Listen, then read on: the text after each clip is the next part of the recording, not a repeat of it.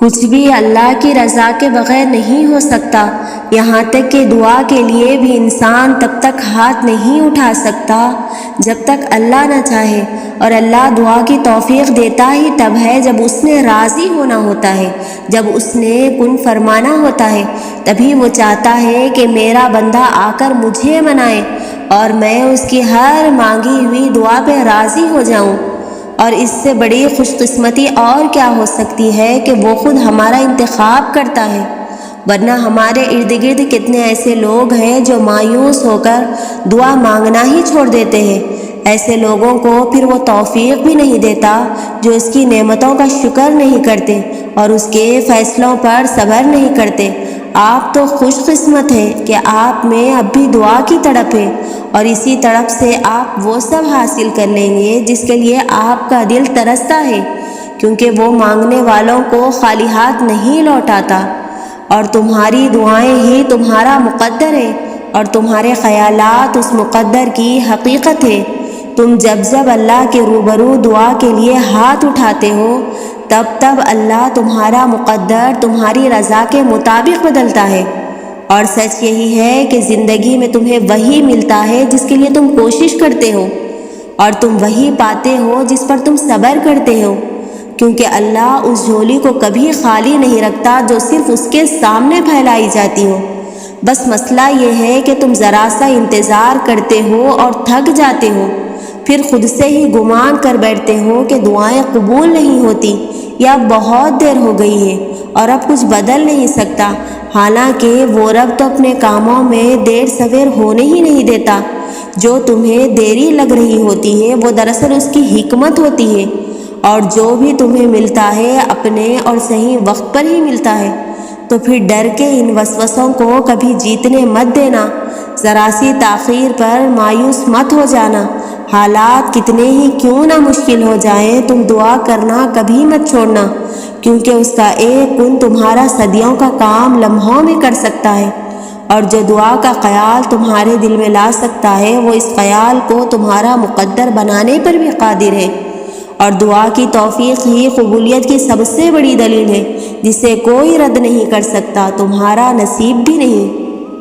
اور اللہ تو ناممکن چیزوں میں نظر آتا ہے، جب وہ چیزیں ہوتی ہیں جن کے ہونے کا ہم تصور بھی نہیں کر سکتے، جب وہ دروازے کھلتے ہیں جن کے کھلنے کی ہمیں امید بھی نہیں ہوتی، جب وہ راستے ہمیں اس منزل تک لے جاتے ہیں جس کا ہمیں گمان بھی نہیں ہوتا۔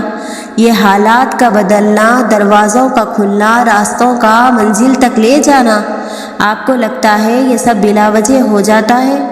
آپ کو لگتا ہے کہ یہ خود ہی ہو جاتا ہے؟ وہ جو رہنما ہے سات آسمانوں کے پار، شہرک سے بھی قریب تر، یہ ساری پہلیاں اسی کی ہیں۔ ان پہلیوں کا جواب وہ خود دیتا ہے اور ہر انسان کو دیتا ہے، بس ذریعے مختلف ہوتے ہیں۔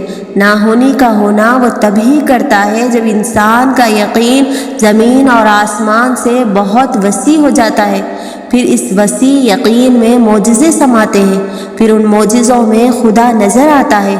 یقین رکھو، جن چیزوں کا خیال اللہ دل میں ڈالتا ہے ان کے لیے جگہ نصیب میں بھی ضرور چھپا کر رکھتا ہے، اور وہ جگہ انہی کو ملتی ہے جو دعا کرتے ہیں، اور دعا وہ کر سکتی ہے جو آپ نہیں کر سکتے۔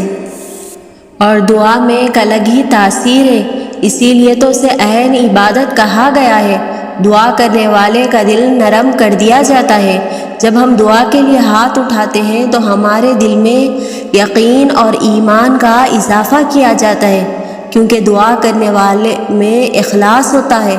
دعا کرنا مالک کے سامنے بندے کی بے بسی کا اعتراف ہے۔ اس سے خوبصورت اور کیا ہے کہ جب گناہگار بندے کو تمام دروازے بند ملتے ہیں تو اس میں ایسی کون سی چیز ہے جو اسے رب کا در کھٹکھٹانے پر مجبور کرتی ہے؟ وہ ہے ایمان، رب کے بادشاہ ہونے کا یقین، اور پھر یہی کامل یقین تو ہے جو اللہ کو پسند آ جاتا ہے۔ طلب دے کر وہ بندے کو دعا کا راستہ دکھاتا ہے، اور پھر دعا کے راستے سے اپنے مزید قریب کر لیتا ہے، پھر دعاؤں میں اضافہ ہونے لگتا ہے۔ دعاؤں میں جہاں بس دنیا کو مانگا جاتا تھا وہاں بندہ سب سے پہلے اللہ کو مانگنے لگتا ہے۔ آہستہ آہستہ دل کی کیفیت کو بدلا جاتا ہے۔ جب انسان روز اپنے خالق سے گفتگو کرتا ہے تو اس گفتگو کا جواب اس کے کلام میں ڈھونڈنے لگتا ہے، پھر نمازوں میں سکون ملنے لگتا ہے، دنیا کے رنگ بندے سے اترنے لگتے ہیں، اس پر اللہ کی محبت کا رنگ چڑھنے لگتا ہے۔ دعا میں دنیا بھی مانگی جائے تب بھی اس عبادت میں اتنی برکت ہے کہ یہ ہدایت کے راستے تک لے جاتی ہے، اور جب بندہ اپنے رب کی طرف سے صراط مستقیم پا لیتا ہے تب اس کی ہر خواہش پوری کر دی جاتی ہے، کیونکہ رب العالمین کے در سے کوئی سوالی محروم نہیں جاتا۔ اور دعائیں ہمیشہ قبول ہوتی ہے، دعا مانگی ہی اسی لیے جاتی ہے کہ وہ قبول ہو، اور وہ قبول بھی ہوتی ہے، لیکن وقت پر بس انتظار درکار ہے۔ دعائیں نظر سے اوجھل ضرور ہوتی ہے، کسی کو دکھائی نہیں دیتی اور نہ ہی سنائی دیتی ہے، لیکن جب قبول ہوتی ہے تو دکھائی بھی دیتی ہے اور سنائی بھی دیتی ہے۔ دعا صبر مانگتی ہے، انتظار مانگتی ہے۔ جب ہر چیز کے ہونے یا نہ ہونے میں وقت لگتا ہے تو پھر دعا کیوں نہیں؟ یہی تو بات ہے کہ انسان نہ صبر کرنا سیکھتا ہے نہ ہی انتظار۔ ضروری تو نہیں کہ ہر دعا مانگنے کے ساتھ ہی قبول ہو۔ دعا تو اڑتے ہوئے پرندوں کی طرح ہوتی ہے جو ایک نہ ایک دن منزل تک پہنچ ہی جاتی ہے، تو قبول ہونے میں شک کیسا؟ میرا کام تو تھا مانگنا، دینا نہ دینا تو میرے رب کا کام ہے۔ اور جب تم دعا مانگتے ہو نا، اللہ تب تک کہیں کسی کے دل کو نرم کر رہا ہوتا ہے، کہیں کسی کے ذہن میں کوئی خیال ڈال رہا ہوتا ہے، کسی رکاوٹ کو ہٹا رہا ہوتا ہے، کہیں کسی مشکل کو حل کر رہا ہوتا ہے، تمہارے دل کو مطمئن کر رہا ہوتا ہے، غرض یہ کہ تمہارے لیے ہی اسباب بنا رہا ہوتا ہے، اور تمہیں لگتا ہے کہ وہ تمہاری دعائیں رائے گاہ جا رہی ہے، وہ تمہیں نہیں سنتا۔ تم اس پہ یقین تو رکھو، وہ رب سب کی سنتا ہے۔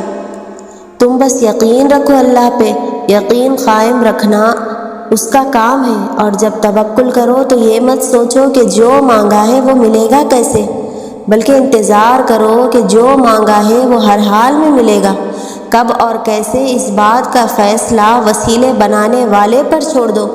توکل کے 2 مرحلے ہوتے ہیں، ایک وہ جب اس بات کا یقین ہوتا ہے کہ جو مانگا ہے وہ مل جائے گا، اور دوسرا وہ جب اس بات کا بھی یقین ہوتا ہے کہ جو مانگا ہے وہ نہ بھی ملا تو اس میں کوئی نہ کوئی بہتری ضرور ہوگی۔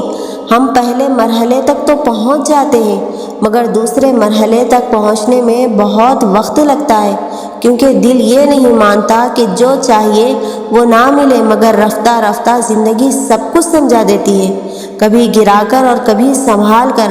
وقت لگتا ہے، مگر یہ بھی سچ ہے کہ وقت گزر جاتا ہے، کوئی ساتھ چلے یا نہ چلے، کوئی اپنا بنے یا نہ بنے، اللہ ہی تمہارا سب سے بڑا کارساز ہے۔ اور یہ دنیا تو نہ تم سے کچھ لے سکتی ہے اور نہ تمہیں کچھ دے سکتی ہے، تو تم یقین تو رکھو، پھر دیکھنا وہ کیسے اس یقین کی ڈور کو کبھی ٹوٹنے نہیں دے گا۔